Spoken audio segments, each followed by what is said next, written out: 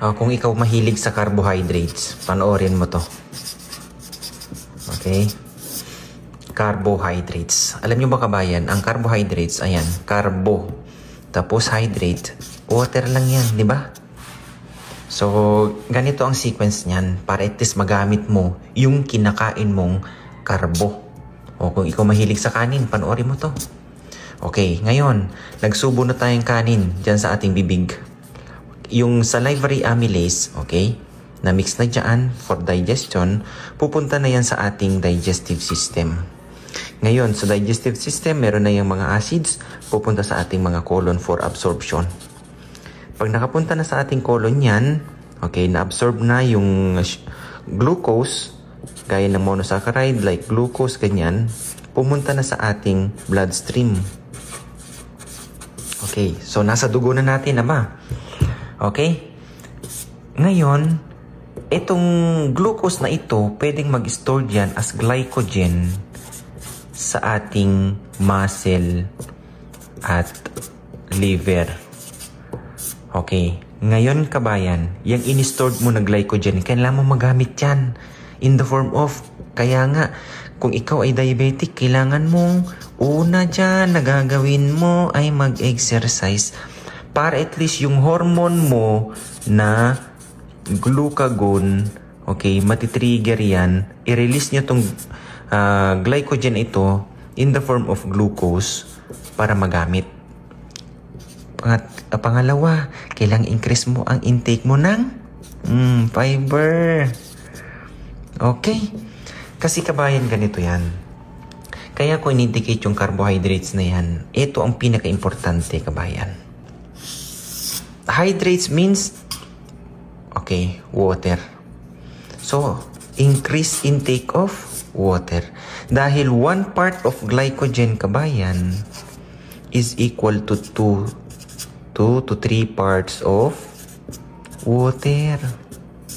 O ngayon, huwag mong hayaan yung katawan mo na ikaw ay ma-dehydrate. Okay?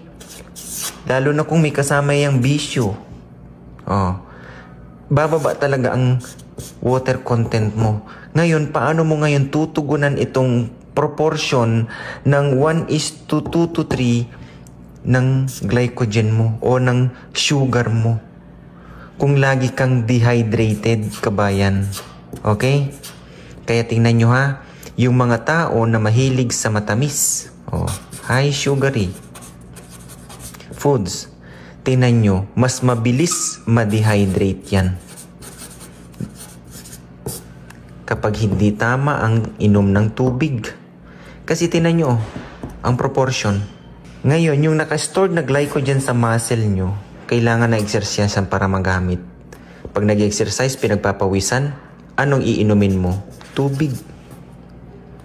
Fiber, kailangan ng bakterya para gumana ng maayos at mag-function ng maayos yung ating mga normal flora. Anong kailangan? Tubig. Okay? Ganyan ka-importante ang tubig pag pinag-uusapan carbohydrates. Simple lang yan, kabayan, pero malaki na itutulong yan sa atin, okay? Pag ikaw mataas ang sugar mo, una, exercise. Pangalawa, huwag mag-dehydrate. Okay? Kabayan, simple lang yan, sinasabi ko sa inyo. Maraming tao, akala nila tama ang tubig sa kanilang katawan. Okay? Paano na kung ikaw pa na tao ay meron kang insulin resistance?